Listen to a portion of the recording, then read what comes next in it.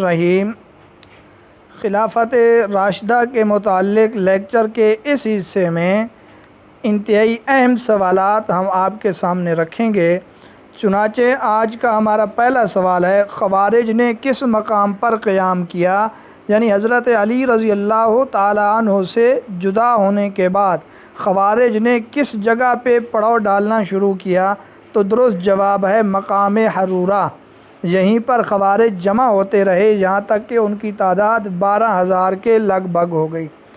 اگلا سوال ہے، کوفہ میں حضرت عثمان غنی رضی اللہ تعالی عنہ کے خلاف سب سے پہلے کس نے عملی قدم اٹھایا؟ تو درست جواب ہے یزید بن قیس۔ اس نے بغاوت کر کے سب سے پہلے عملی قدم اٹھانے والا یہی ہے۔ اگلا سوال ہے، حضرت علی رضی اللہ تعالی عنہ سے کتنی روایات مروی ہیں؟ تو حضرت علی رضی اللہ تعالی عنہ سے 586 روایات مروی ہیں۔ یاد رکھیں، حضرت عمر رضی اللہ تعالی عنہ سے 539، حضرت عثمان غنی رضی اللہ تعالی عنہ سے 146، جبکہ صدیق اکبر رضی اللہ تعالی عنہ سے روایات مروی 142 ہیں۔ اگلا سوال ہے، کس جنگ نے تاریخ اسلام کا رخ بدل دیا؟ تو وہ جنگ ہے جنگ صفین۔ اس جنگ کی وجہ سے مسلمانوں کا اتحاد آپس میں پارا پارا ہو گیا۔ اگلا سوال ہے، محکمہ مال کے بانی کون تھے؟ تو محکمہ مال کے بانی حضرت عمر فاروق رضی اللہ تعالی عنہ تھے۔ اگلا سوال ہے، دیوان کا محکمہ کس نے قائم کیا؟ تو محکمہ دیوان کو قائم کرنے والے بھی حضرت عمر رضی اللہ تعالی عنہ ہیں۔ اس کی تاریخ کے متعلق 2 اقوال ہیں، ان میں سے ایک قول 20 ہجری کا بھی ہے۔ یہ بھی مالیات کا ایک شعبہ تھا دیوان، اس کو قائم حضرت عمر رضی اللہ تعالی عنہ نے کیا۔ اگلا سوال ہے، شراب کے لیے 80 کوڑے مقرر کیے گئے، حضرت عمر رضی اللہ تعالی عنہ نے یہ مقرر کیے، یہ بتائیں مشورہ کس نے دیا تھا؟ تو حضرت علی رضی اللہ تعالی عنہ نے اس کا مشورہ دیا تھا، اور حضرت علی رضی اللہ تعالی عنہ نے فرمایا کہ شراب نوشی کی وجہ سے وہ مخبوط العقل ہو جائے گا، اس کا عقل کے اوپر کنٹرول نہیں رہے گا، جس کی وجہ سے وہ فضولیات بکے گا، دوسروں کے اوپر جھوٹ اور تہمت اور ایسی چیزیں لگائے گا، اور حد قذف کی سزا 80 کوڑے ہے، تو شراب نوشی کی سزا بھی 80 کوڑے ہونی چاہیے۔ اگلا سوال ہے، شام پر لشکر کشی کا فیصلہ کب کیا گیا؟ تو اس کا درست جواب ہے 13 ہجری کو شام پر لشکر کشی کا فیصلہ کیا گیا۔ اگلا سوال ہے، سب سے پہلے نبوت کا دعویٰ کس نے کیا؟ بڑا اہم سوال کہ سب سے پہلے کس جھوٹے نبی نے نبوت کا دعویٰ کیا؟ تو اس کا جواب ہے مسیلمہ کذاب۔ اور یہ بات تاریخ اسلام معین الدین ندوی، اس نے یہ بات لکھی ہے کہ سب سے پہلے جھوٹی نبوت کا دعویٰ مسیلمہ کذاب نے کیا۔ اگلا سوال ہے، قبول اسلام کے وقت حضرت عمر رضی اللہ تعالی عنہ کی عمر کیا تھی؟ تو یہ وہ سوال ہے جس میں بڑے بڑے لوگ غلطی کر جاتے ہیں، تو درست جواب ہے 33 یا 34 سال۔ اگلا سوال ہے، ظہور اسلام کے وقت حضرت عمر رضی اللہ تعالی عنہ کی عمر کیا تھی؟ تو درست جواب ہے 27 سال۔ اب اگر آپ یہ کہیں کہ قبول اسلام کے وقت حضرت عمر رضی اللہ تعالی عنہ کی عمر 27 سال تھی قبول اسلام کے وقت، پھر یہ بات بھی مسلم ہے کہ آپ 6 نبوی کو مسلمان ہوئے، یعنی 6 نبوی میں اگر آپ کی عمر تسلیم کی جائے 27 سال، اور پھر آپ کے متعلق یہ بات بھی مسلم ہے کہ جب آپ شہید کیے گئے اس وقت آپ کی عمر 63 سال تھی، تو اس لحاظ سے 24 ہجری تک آپ کی عمر 63 سال سے کم بنتی ہے، 63 سال نہیں بنتی۔ لہٰذا یہی کہنا پڑے گا کہ آپ کی عمر قبول اسلام کے وقت 33 یا 34 سال، ظہور اسلام کے وقت 27 سال تھی۔ اور اگلا سوال ہے، حضرت عمر رضی اللہ تعالی عنہ ہجرت سے کتنے سال پہلے پیدا ہوئے؟ تو درست جواب ہے 40 سال۔ اگلا سوال ہے مارکہ جاسر کا لغوی معنی پل، اس کے اسلامی سپہ سالار کون تھے جو کہ شہید بھی ہوئے؟ تو حضرت ابو عبیدہ رضی اللہ تعالی عنہ اس کے سپہ سالار تھے۔ پل کراس کرنے کی وجہ سے، دریائے فرات پار کرنے کی وجہ سے سامنے ایرانی لشکر اور پیچھے دریا، پھر ایرانی لشکر میں جو ہاتھی تھے اس کی وجہ سے اسلامی لشکر کو خاصا نقصان پہنچا، اور خود حضرت ابو عبیدہ رضی اللہ تعالی عنہ بھی ایک ہاتھی کے نیچے آ کر شہید ہو گئے۔ ایرانی سردار جو تھا وہ بہمن جادویہ تھا، اس کو حضرت قعقاع رضی اللہ تعالی عنہ نے قتل کیا۔ منکرین زکوٰۃ شکست کھانے کے بعد کس سے مل گئے؟ تو درست جواب ہے طلیحہ ازدی، جس نے جھوٹے نبی کا دعویٰ کیا تھا۔ یہ منکرین زکوٰۃ جو بچ گئے اس کے ساتھ مل گئے۔ اگلا سوال ہے اسود عنسی جب صنعاء میں بازان کے مقابلے میں آیا، یہ وہی بازان ہے جو آپ صلی اللہ علیہ وسلم کے زمانے میں مسلمان ہوا تھا۔ اس بازان کے متعلق سوال میں پوچھا یوں جاتا ہے کہ یمن کے کس گورنر نے آپ صلی اللہ علیہ وسلم کے زمانہ میں اسلام قبول کیا؟ تو درست جواب ہے بازان۔ یہ وہی بازان ہے جس کو کسریٰ ایران نے خط میں یہ کہا کہ آپ کے علاقے میں ایک شخص نے نبوت کا دعویٰ کیا ہوا ہے۔ جب آپ صلی اللہ علیہ وسلم نے ان کو خط لکھا تھا کہ اسلام قبول کر لو، تو اس نے اپنے اس گورنر کو لکھا آپ صلی اللہ علیہ وسلم کو گرفتار کر کے میرے پاس بھیج دیا جائے۔ اس نے 2 بندے بھیجے تھے، پھر آپ صلی اللہ علیہ وسلم نے بتلایا کہ تمہارا جو کسریٰ تھا اس کو قتل کر دیا گیا ہے۔ تو بازان ان باتوں سے متاثر ہوا اور مسلمان ہو گیا تھا۔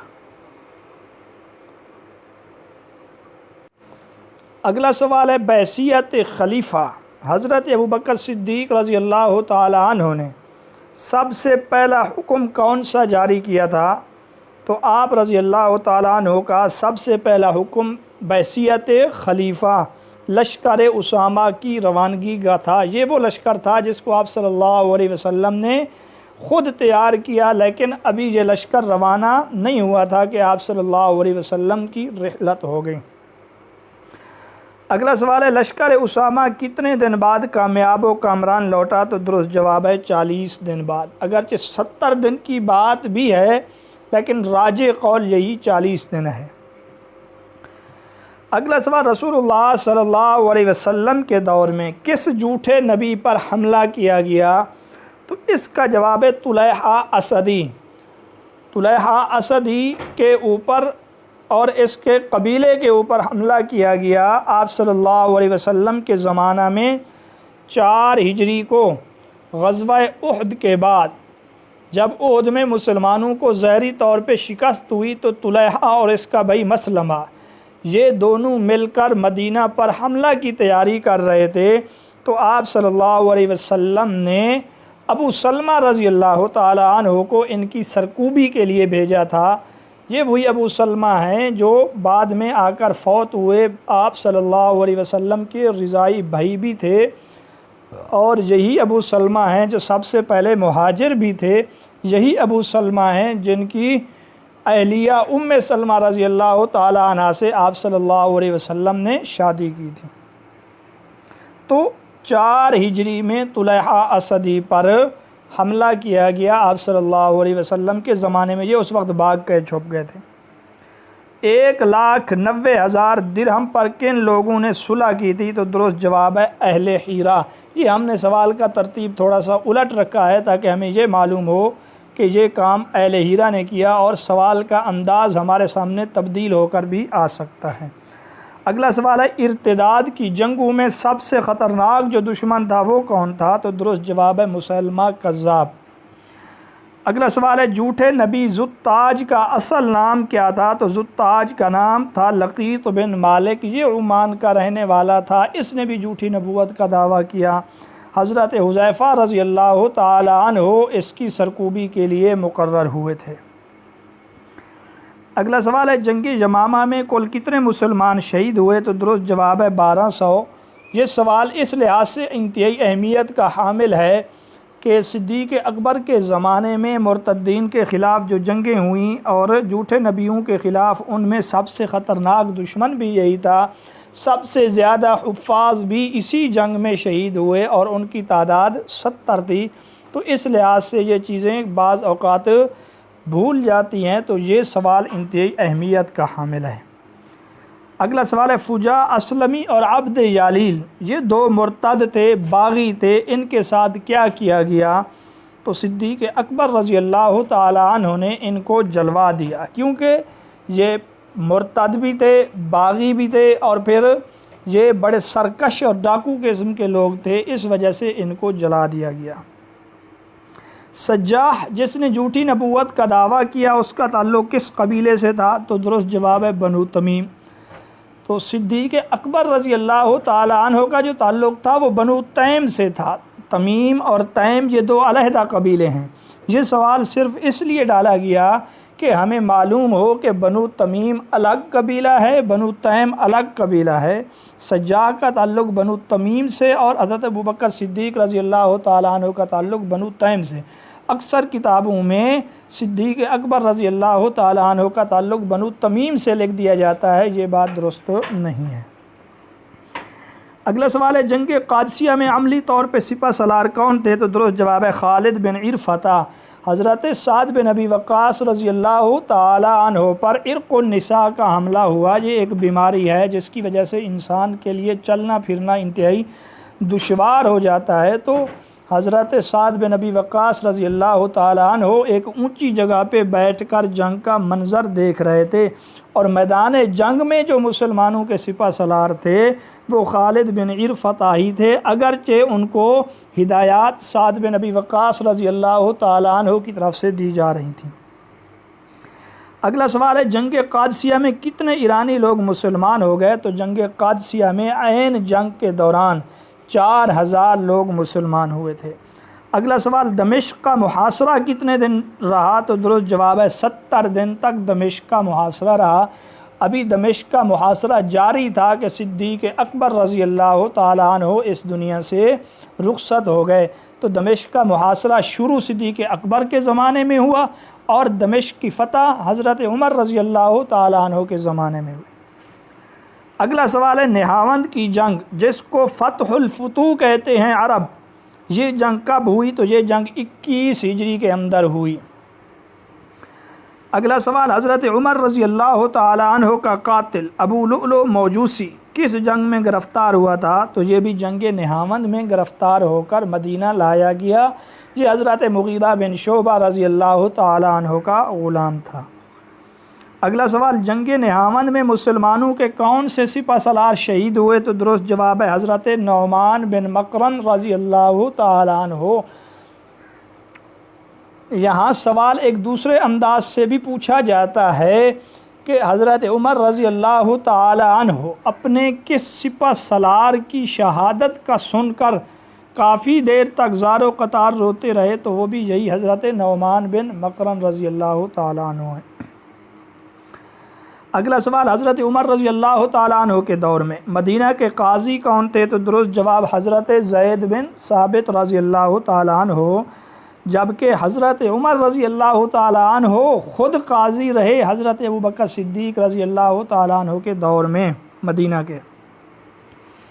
علامہ مقریزی کے بقول مصر میں کتنے لوگ محکمہ آبپاشی کے لیے مقرر تھے؟ تو درست جواب ہے 1,20,000 لوگ۔ علامہ صاحب فرماتے ہیں ان کا کام مصر میں نہروں کی دیکھ بھال، پانی کا بہاؤ، پانی کے متعلق جو مسائل، اسی طرح روڈوں کے متعلق جو مسائل، روڈوں کی تعمیر، مرمت، راستے بنانا۔